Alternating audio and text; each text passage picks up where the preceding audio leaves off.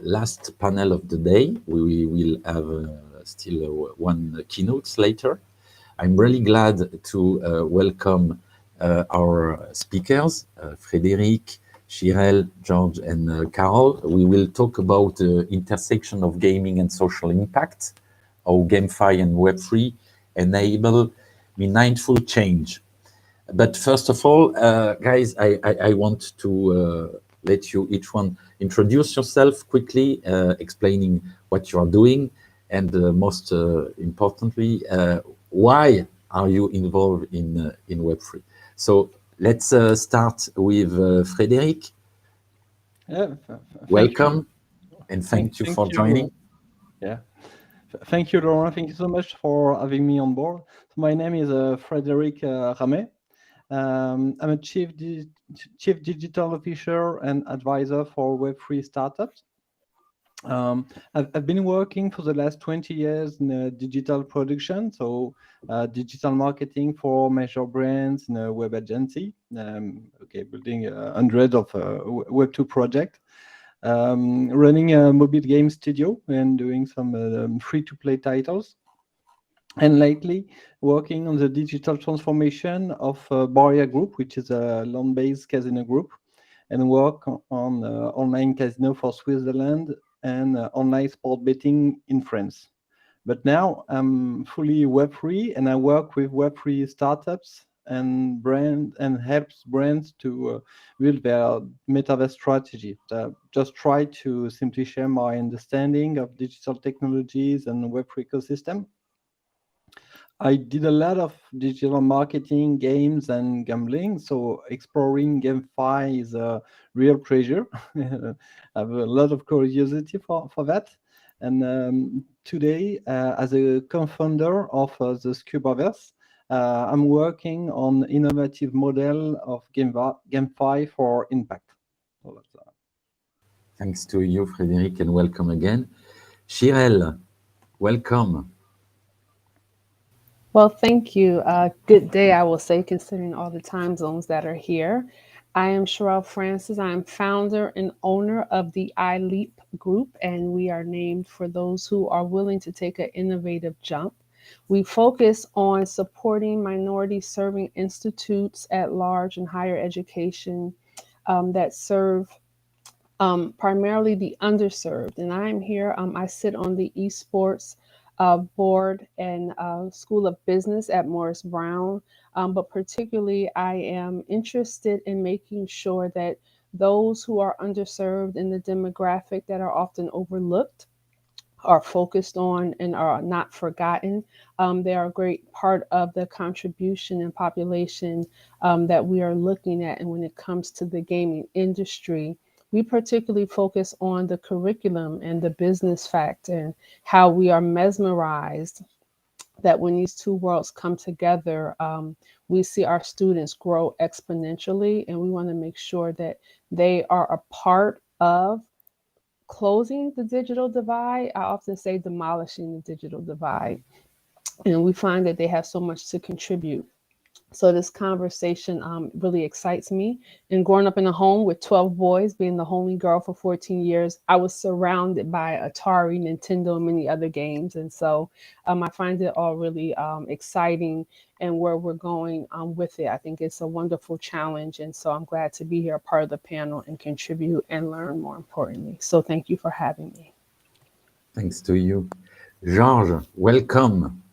Thank you very much. I'm George Levy. I'm the CEO of Blockchain Institute of Technology. We're the world standard for blockchain education and certification. We have about 170-something thousand students worldwide.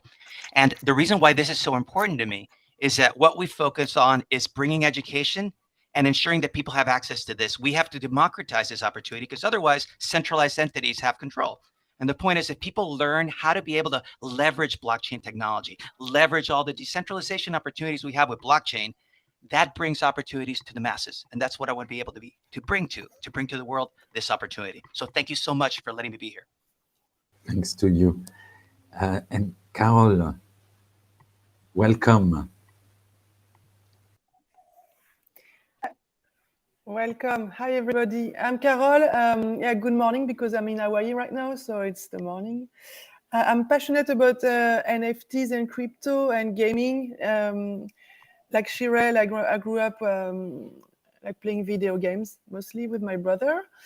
And I invested in many NFTs and crypto and tokens like Gods Unchained, DeFi Kingdom when it was hyped last year, Rollercoin, stuff like that. And and also I co-host a podcast in French on NFTs. So I'm very passionate about all of this, and I work in innovation. I wrote a book on innovation last year, and I'm really passionate about new tech and Web3. Welcome again, and thanks to all to take part of this experience and this journey. So let's dive in the today discussion, intersection of gaming and social impact, how GameFi and Web3 enable meaningful change. I'm personally engaged in doing what I do to bring a sustainable alternative to the current system. I'm not the one who want to disrupt and erase everything. I think it will be a kind of coexistence and bringing not only innovation but also sustainable and long-term oriented use case, and also trying to create a space where new people could join, feeling safe and in a welcoming place. So, what is your point of view regarding? We talk about GameFi, gaming, Web3 gaming, social fi. How do you see this project, this innovation, bringing real and concretely a change for each one, everyone, and not only in privileged countries but everywhere? Who want to start? George? Yeah, I actually, I'm just going to narrow it down. I think there's 6 key areas that I specifically think of when I do the cross between gaming, finance, and Web3. I think there's 6 specific areas I focus on. Number 1 is financial inclusion, letting people that don't have access to bank accounts being able to participate and actually be able to earn from their contributions. The second one is democratizing gaming, because the gaming platforms are controlled by centralized entities. It's the Activisions of the world, the big companies are. So with Web3 and GameFi, we actually are able to democratize. More people can participate. The third one is transparency and trust.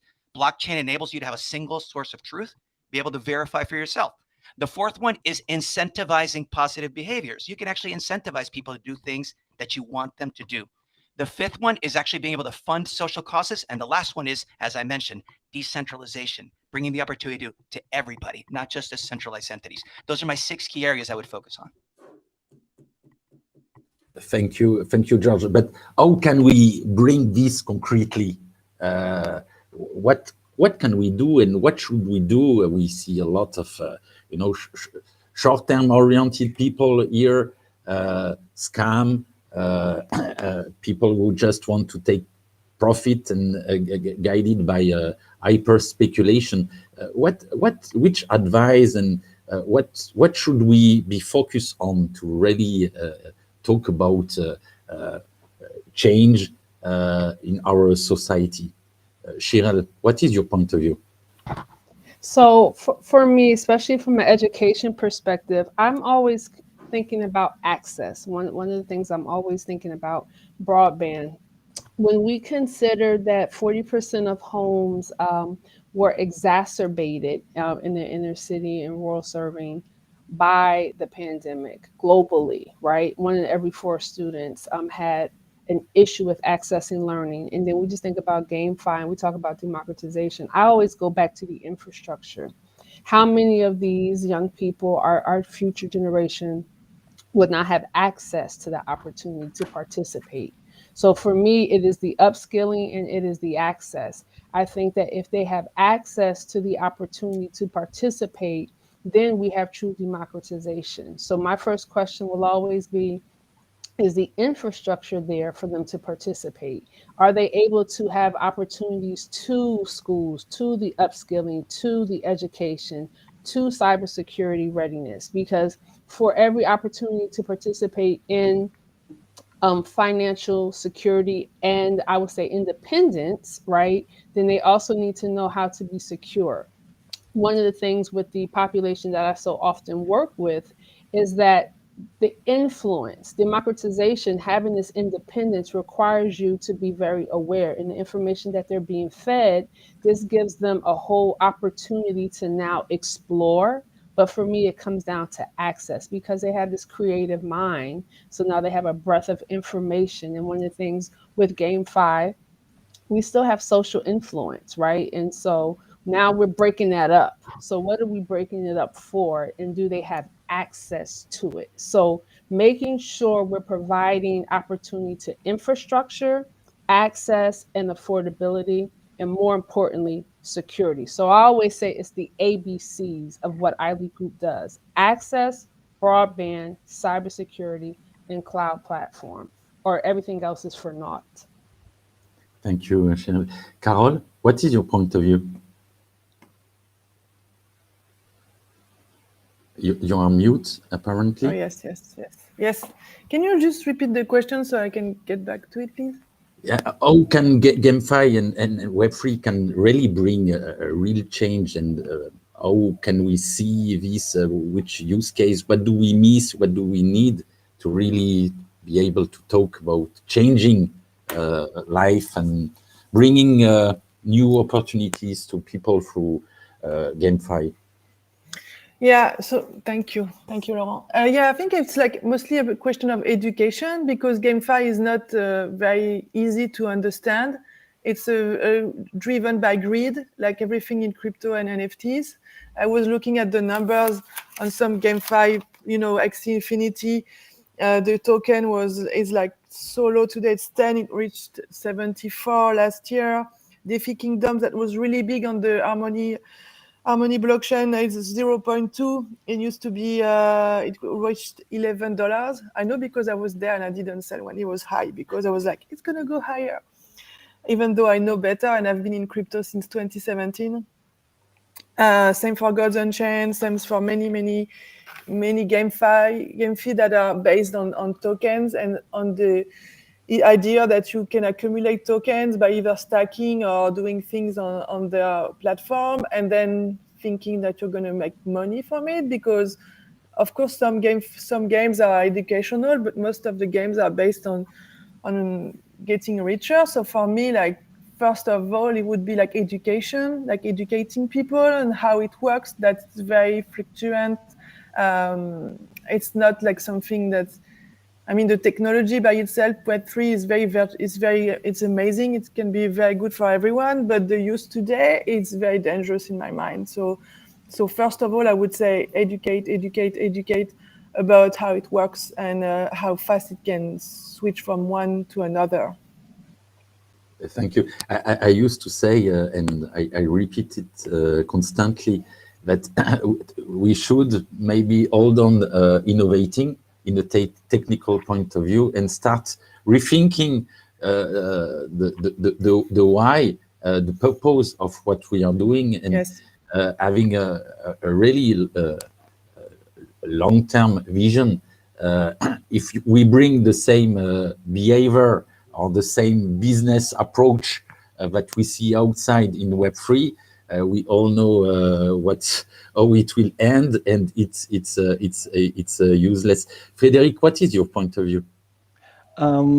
Obviously, education is the basis, the first layer on which we should build whatever our action are.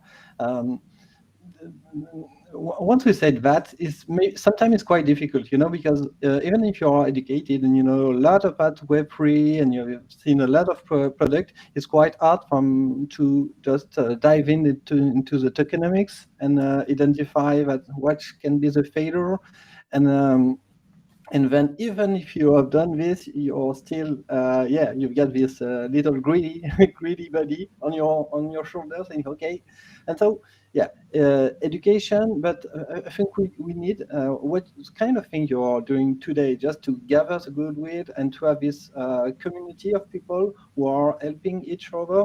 I found a lot of help in Telegram groups with people just explaining how it works, what are the project, and just together we were much stronger, and we achieved to understand project and okay to yeah, take care. So this is on the individual side, but um, GameFi is still at the early age. We are experimenting. People are some people are scammers. Okay, so they are doing rug pulls, but there may be other project where people have not bad behaviors, but they do not control enough what they are doing about security, about tokenomics. So I guess there's also something to do there to support them and provide guidelines, guidance to help them to achieve what is the best for the people. And maybe the last point regarding my previous background with free-to-play and gambling. Okay, this has nothing to do with Web3. There's no crypto scam there, but okay, free-to-play is using cognitive bias to okay, let's say take benefit of the behavior of the people. And when you're running a gambling house, okay, you're just managing the thin line between okay, gaming behavior and addiction. Okay, so even in not in other domain than GameFi, the professional need to have to keep in mind that they are offering service to people, and they just have things right to do, and you shouldn't have yeah, provoke bad behaviors. Thank you. Shirel, what kind of change would you like to see emerging from Web3 and GameFi or gaming, Web3 gaming industry? So for me, one of the pieces I was really thinking about yesterday too, infrastructure. I believe it's Chang, if I'm not mistaken, with Miston Labs. Yes, Chang and Miston Labs, and he's going through redeveloping his infrastructure as they're rebuilding, right? And so I would like to see in Web3 the discussion of equality and equity and how we are looking at safety. And when we talk about finance, a lot of the socialify and GameFi is really about the influencer and monetizing and this kind of conversation and the token. But how are we looking at how it's going to be for better and not from a position of cliche? Because I think a lot of the talk has been cliche, right? I'm going to say something that's probably a little not happily taken. I live in South Florida now. I live 30 minutes or so from Miami, right? I am in NFT, Web3. I am in like the epis, if we will. And so I would like to see a conversation that's more holistic about what really better looks like for most and all, not for just a group. And sometimes I feel the conversation begins to lean towards better for the digital elitists. So I Yeah. would like to see it as a very equitable and liberated conversation, because the truth for me is 1 out of 4 students don't have access. So what does it look like when we're talking about open market, when we're talking about finance, we're talking about gaming? I like to see it as a more equitable conversation than a little more elite conversation. I think Web3 has the opportunity to open that conversation and challenge. And that's what Wang is trying to do, right? He's looking at his developers and saying, what did we miss in the infrastructure in Web2, right? So what can we do now? How can we open this up? So I would like to see that conversation broader. Yeah, it's also one of our goal to try to also start to have engage a discussion really focus on, I say it again, each one and everyone. I went a few times last year, since 20 years now, 25. I forget how old I am time to time, as a volunteer in Africa, in several countries, and there is a reality far away from the Web3 reality. And if we don't consider all these people, all these humans, we miss the point. We will just reproduce what we have seen in Web 2, in Web 1, and in previous innovation cycle. And for me, it's really important when people ask me, what are we missing to see a mass adoption? I say maybe some philosopher. Got it. We have a lot of great technical guys, developer. They are able to innovate, create some really crazy stuff. Time to time, hyper complicated in my point of view. We should also time to time think about innovating but simplifying things. But we miss long-term vision. Georges, how through what you do, how do you engage people to escape this? And it's. I was laughing because we most of us have time to time been a bit greedy. It's when we are in a bull market. It's so crazy to see that your wallet, the value of your wallet is, you go to sleep, you wake up, you have a look. Oh, I could go back to sleep. It's so easy, and then you face the reality. You lost much more money. How can we also concretely educate people to escape this primarily, attraction? I mean, earning easy money. What can we do concretely? Excellent. Well, key things. So I wanted to point out, first off, Sherelle, I'm also from South Florida, but I'm currently in Mexico. So when we say we're changing the world, and I want to say it from the sample, because what you bring up, like the global opportunity, right? So we have students in more than 190 countries, but I've taught physically in Barbados, I've taught in Curacao, I've taught in Brazil, I've taught in Argentina. And then sometimes I'm teaching in English, sometimes I'm teaching in Spanish, sometimes somebody teaches in Portuguese. But the key point is the opportunity is global. And the point is just having access. Right now I'm in Mérida in Mexico. And because of the fact that I have access to technology, it could be the same George Levy that could be in Miami, or we could be in the metaverse. And in the metaverse, I could be in Barbados, or I could be anywhere in the world. So the opportunity is global, only to the people that actually have the knowledge and being able the opportunity to understand how it works and participate. So I don't want to take too much of the time, but what I will say is this. The beauty of this opportunity and time is just putting back in I'm going to date myself. I was a co-founder of an internet startup in 1998. We raised $147 million, and from a team of 5, we did this huge thing. But back then, we needed all these servers. We had to get the money because we needed servers. We needed people. It was just terrible to be able to do that. Nowadays, I could actually do the whole thing using smart contracts, actually program everything, adapt from Mérida or wherever in the world. The opportunity truly can be global. And this Web3 opportunity can come true if enough of us actually join together. That's why I love your mission of Web3 Stronger Together. We have to make sure that everybody has access to this opportunity because it truly is a global opportunity. And it's not just about the finances. Yes, the money is there. But the truth is, we can truly make the world a better place. Yeah. Thank you. I can just agree. Carol, what can we do concretely to educate people, to help them not only to consider this business opportunity, but the real and concrete change we can bring one more time for each one, everyone, and everywhere?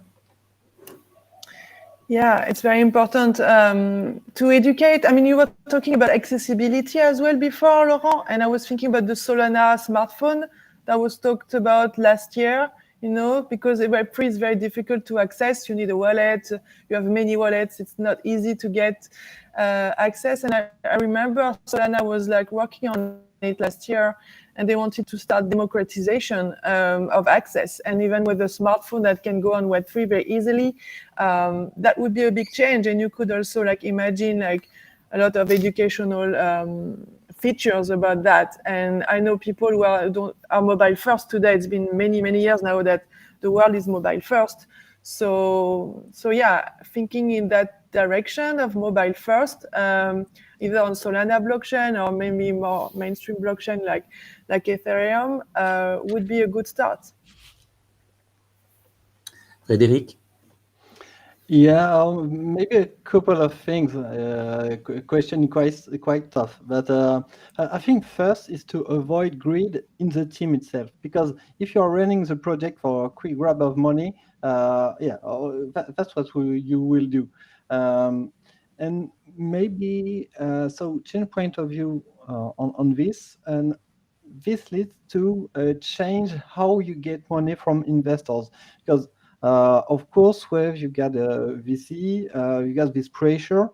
Okay, you can turn to individual investors, but depending on how you do things, you can have a horde of people in your Discord or on your Telegram group just asking you to pump the token. Okay, so try to find alternative way and let's say less aggressive tokenomics, and just target the long run and not a quick grab. So this is how you get money for the investment. And Go on. Sorry. yeah, and the last point is, where does the value come from? Okay, we can do things for good. Okay, there's so many things that are possible with Web3. Okay, so we can take money from the last people who come in the project. Okay, so this is Ponzi, and there's quite a lot of projects that have done that.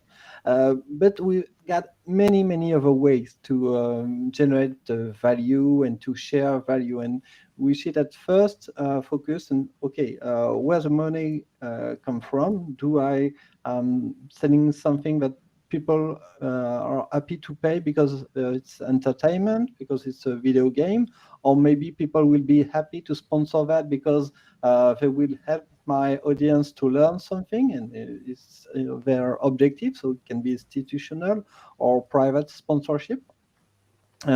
Or maybe also some other way to get value from data, and having your community dealing with data and producing data set, and then get value from that. So yeah, where does the value come from? Just keep this question in mind when starting a project and building your strategy. Yeah, I would like to come back to what Carol said. To attend to in real life crypto event, it's really expensive. I will give you the example of Paris Blockchain Week that will be in a few weeks. The minimum price, it's approx 1,000 euro. How can we talk about inclusivity? How can we talk about mass adoption? The Solana phone, it's the same. Who can buy this such tool to have a more user-friendly onboarding process when it's so expensive? And my main concern is how we talk openly about this issue, because it's kind of schizophrenic speech. We constantly talk about onboarding the next 1 billion users, and in the same time we produce restrictive and exclusive way to get access. And for me, I still have no clear answer. We try through Web3 Stronger Together to bring something different. We experiment. Have you any ideas, guys? How could we solve this equation, escape this schizophrenia? Cheryl. I'm so tickled because I've had a similar conversation at a forum last week about affordability, right? I think some of us shake at that word. It's back to that digital elitism. There is a problem. We live in a world where it is unbalanced, and we'll always have the tiers. We'll always have this, but the gap is widening, and we see it happening in real time as we speak. And so we say affordability. I have students who are doing amazing work, right? And right now, we don't actually have a library at our college, one of the best historical Black colleges and universities in the country. And over 70% of our students had a 3.0 average or higher, right? We're in the middle of, we got our accreditation back. We lost over 40 acres of land. The president of our college is one of the top presidents of the university, but it was about getting it back. How does this correlate? Affordability, right? We have affordable tuition, but the average student can't afford to make this type of purchase, but they're bright minds. So I think we have to look at it holistically. How do we level the playing field? I think it's a real conversation that a lot of people don't want to engage in because it's intentional. I think Web3 presents a platform and a room of thinkers who want to have this conversation so that we can create pathways. It's going to take the finance industry, it's going to take technologists, it's going to take creators to really say, how do we do this? Is it subsidy? Is it really a ranking order? I mean, I think it makes some people uncomfortable because it brings us back to liberation. And that is a conversation that a lot of people don't want to have, but it is necessary. I mean, some people just can't afford it. And the irony is, I think a lot of those who can't afford it are the ones who, if they had the opportunity, would do right with it. So it needs to be a plan, a strategic conversation, and it shouldn't be left off the table. Yeah. You know, I think I'm one of the rare speaker on stage. I'm regularly invited to attend to crypto Web3 event as a speaker. And I often say, guys, we are just doing a copy-paste panel discussion from the previous event. It's always the same face. We talk about, one more time, inclusivity, diversity, but it's always the same people you meet because it's the cost is a real barrier. And it's also our industry, let's say, validate this way of doing. I mean, accepting that I receive a few invitations to talk each week, and I say, why not? And then you receive a pitch deck with the sponsor package. Okay. When I have decided with my team to organize this virtual summit, I say, we invite speaker. We invite. And when I invite someone at home to have a dinner, I don't give you the bill at the end of the dinner. You know, I invite you. So what does it mean? When it's paid speaking slots, when it's you reduce the scope, you reduce the brainstorming scope, and you reproduce constantly the same vision, the same talk. And I think it's also up to us to be more proactive in this domain and saying, guys, stop. It's like greenwashing, you know, inclusivity and equality, greenwashing, you know. It's the same for me, and the reason why I want to tell you again, thank you for joining. It's for me, it's really important when I have a look to our website, the speaker page, and I see all these different people coming from all around the world. This is Web3 for me, and we should stop deifying some influencers, some well-known people, leaders, and trying to be the same. I think it's useless. I mean, in blockchain Web3, because in the Satoshi Nakamoto white paper, there is just few words, peer-to-peer. And when I read peer-to-peer, I read 1 = 1. Yep. I put a piece of code between, and I'm sure that it is it will be 1 = 1. Yep. And for me, it's the main promise. Okay, there is a financial opportunity, there is a technical innovation, right? But I think, and when we have a look all around what we are all facing, all drama around, I think it's time also to try to bring and experiment new business model and more less oriented on the token price or stock exchange price, but more bring value not only for us, but for the next generation, not my daughter, but the child of my daughter. And it's personally what I want, what I want to bring. How can we better spread this kind of vision, guys? Have you any ideas? What should we all do together? What kind of action, decision could we take? What can we do concretely to try to also bring and spread, better spread this vision? I'm curious to have your thought on it. Carol, you have something maybe to share with us? Yes. Yeah, I wanted to, like, accessibility. I think it's a question of money, as you said, because events are really expensive. But sometimes you can even have events that are free. Like, I went to the Binance Blockchain Summit last year, and it wasn't free, but I got a free ticket. And then I was in San Francisco at the NFT conference last year as well in November. It was free, and then I went to the Neo Tokyo because I'm a Neo Tokyo token holder, NFT holder.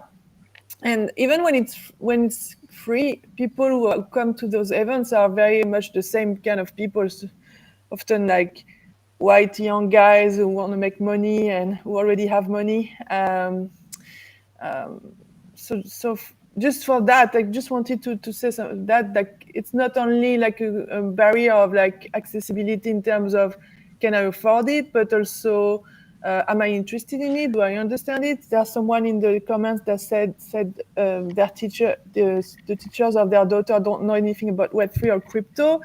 To me, it's very complicated to understand the value, to understand Web3, crypto, NFTs. Now we talk about AI and ChatGPT. That's really in front of the news, and it's the new thing, and we can mix the two, crypto, ChatGPT, whatever, Bing.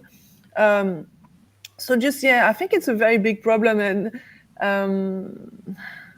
I think, as I said at the beginning, it's mostly motivated by greed today, and it would be like amazing to be able to get out of that and to really see like the potential of education, the potential for like new businesses, the fact that of course Web3 it's horizontal and no one can decide for us, and it's a very powerful technology that's been slowly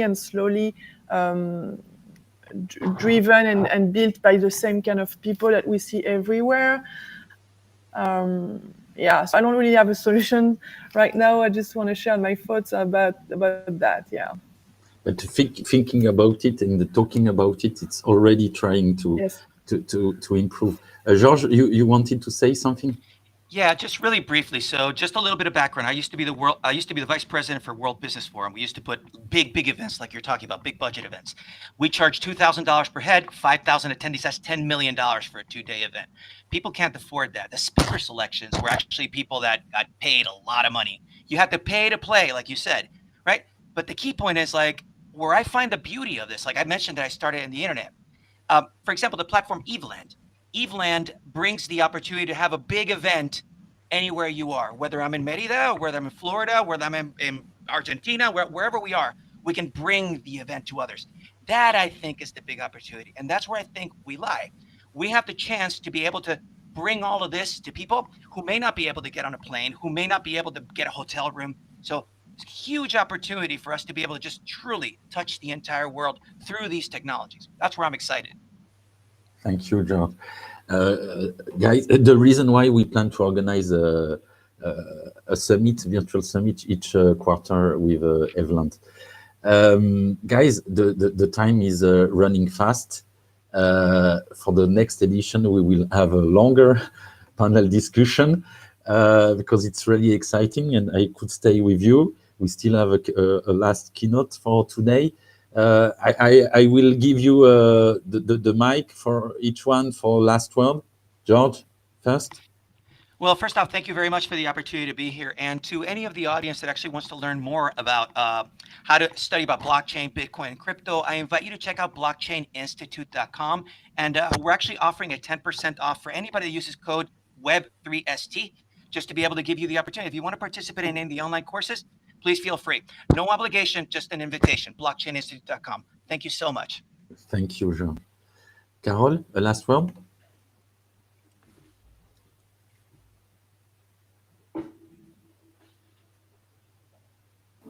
Yes, well, thank you very much. I was very happy to be able to talk about that. It gave me like a lot of energy and new ways of seeing like inclusivity. And I'm going to be looking forward to seeing you all of you in other panels. Thank you. Thanks to you, Frédéric. Yeah, thank you so much for this day. It was a pleasure to hear the different panel and to discuss with you in this session. Maybe just I'm not bullish on Web3 games, but I'm bullish on Web3 infrastructure. It's open new way to build things. So I think it goes well with classic, let's say, game production, and then you can add a Web3 layer and have huge benefit for that. And as we said, GameFi is about experimentation. So many projects will fail, and I just wanted to say a big thanks to all the builders that keep building in the winter. Spring will come, and we will make great thing together. And yes, we had a play to earn, play and earn, and let's try to do some play to save.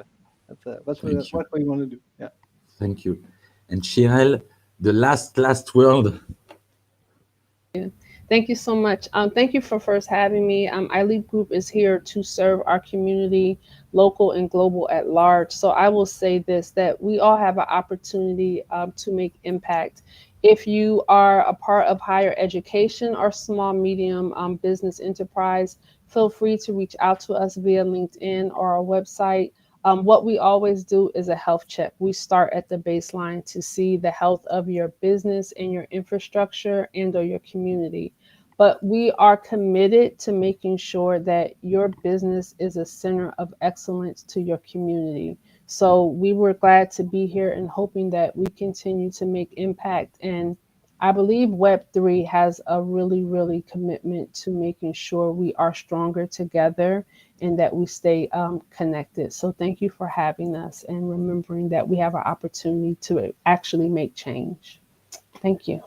Thanks to you guys. It was a pleasure. And as Carole said, it's a lot of energy and inspiration. And I say it again, it's not a finality, this first summit. It's a beginning. It's a long journey. We have a lot to do.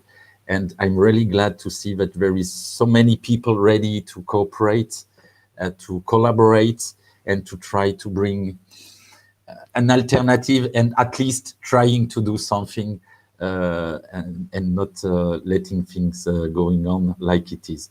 Thanks you again, and see you soon. Let's keep building together. Bye-bye. Have a wonderful one.